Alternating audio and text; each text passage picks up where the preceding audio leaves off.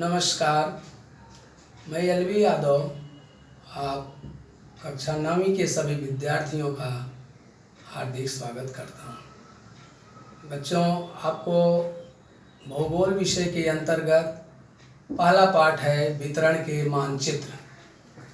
वितरण के मानचित्र, वितरण में आपको किसी भी मानचित्र में जनसंख्या, तापमान, वर्षा आदि के वितरण को दर्शाया जाता है और उनकी अधिकतम और न्यूनतम स्थिति को दर्शाने का काम किया जाता है। वितरण मानचित्र के उद्देश्य: क्षेत्र की स्थिति और वितरण दर्शाना। उद्देश्य क्या है? किसी मानचित्र में किसी भी क्षेत्र की स्थिति और वितरण को दर्शाना। दूसरा है उद्देशात्मक मानचित्र।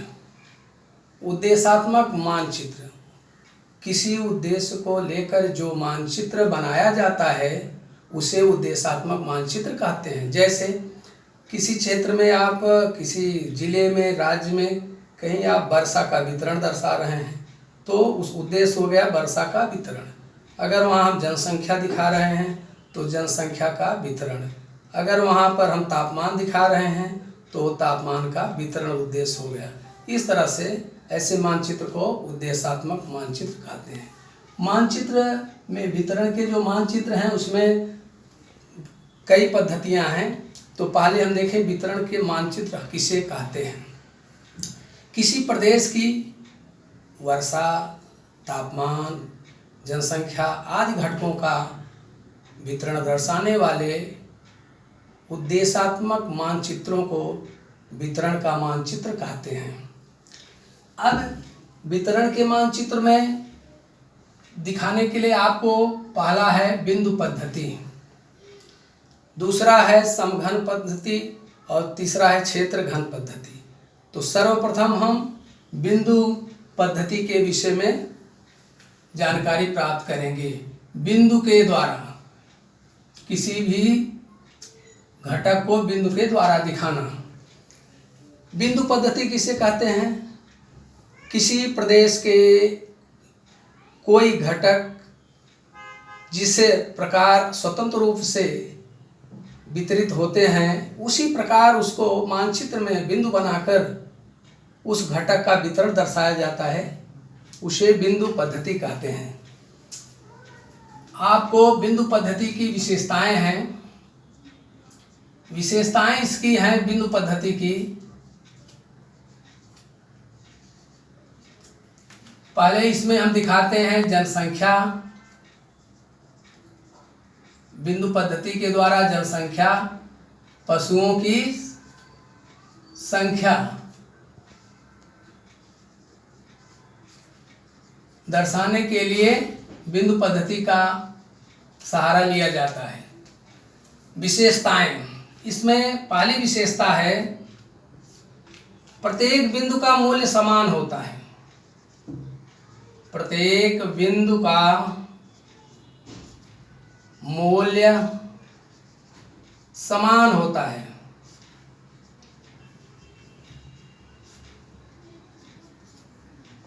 दूसरा है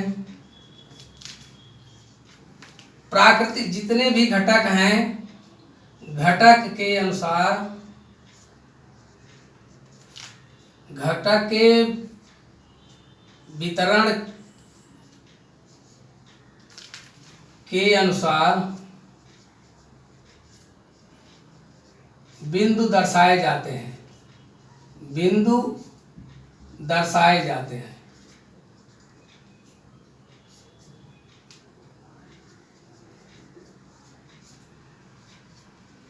तीसरी विशेषता है इसके ग्रामीण भाग को, ग्रामीण जनसंख्या को दर्शाने के लिए, ग्रामीण जनसंख्या के लिए बिंदु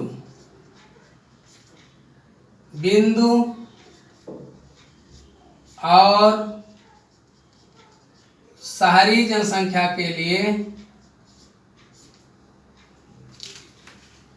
शहरी जनसंख्या के लिए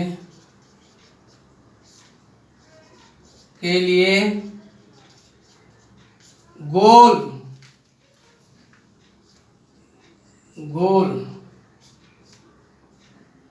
का प्रयोग होता है।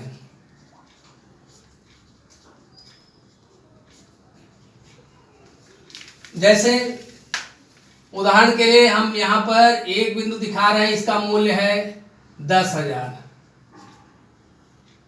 तो दो बिंदु दिखाएंगे तो इसका मूल्य हो जाएगा, दोनों का मूल्य 20,000 हो जाएगा, 20,000।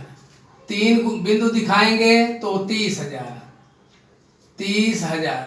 अर्थात हर एक बिंदु का मूल्य समान होता है, पहली विशेषता। और घटक के वितरण के अनुसार बिंदु दर्शाए जाते हैं। जैसे जहाँ उनकी अधिकता है तो वहाँ बिंदु अधिक होंगे, और जहाँ विरल होंगे वहाँ उनकी संख्या बिंदुओं की कम होगी।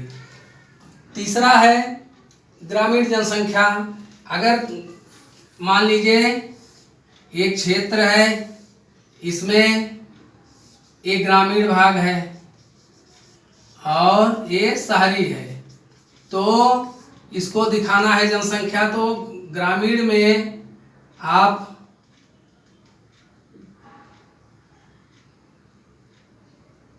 इसके लिए आप जो है बिंदु का प्रयोग, लेकिन जब शहरी में दिखा रहे हैं तो गोला बनाते हैं।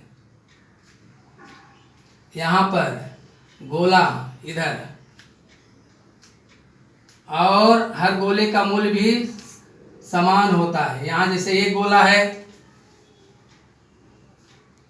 एक गोला यहाँ पर, यहाँ दो गोला, यहाँ दो गोला, यहाँ पर 6 गोला, इस तरह से। तो इसको ग्रामीण जनसंख्या है तो हम छोटे से बिंदु के द्वारा दर्शाते हैं, और शहरी जनसंख्या है तो हम इसको गोला बना करके, और हर एक गोले का जो मूल्य होता है वो उसके आकार में। जैसे छोटा गोला है तो 50,000, और इससे बड़ा है तो 1,00,000 जनसंख्या मान्य होगी, और इससे भी बड़ा है तो 2,00,000 होगी, 2,00,000।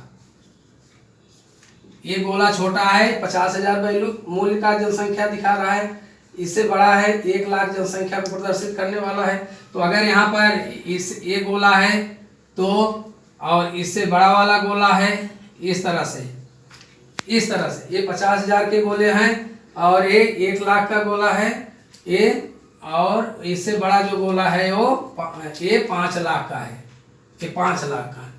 आपको हम एक इसमें बिंदु पद्धति में आपको एक अमरावती जिले का मानचित्र है, इसमें आप देख सकते हैं कि ये गोला बना हुआ है। छोटा गोला फिर 50,000 का है, उससे बड़ा 1,00,000, उससे बड़ा 2,00,000 का है, और बड़ा गोला 5,00,000 का है।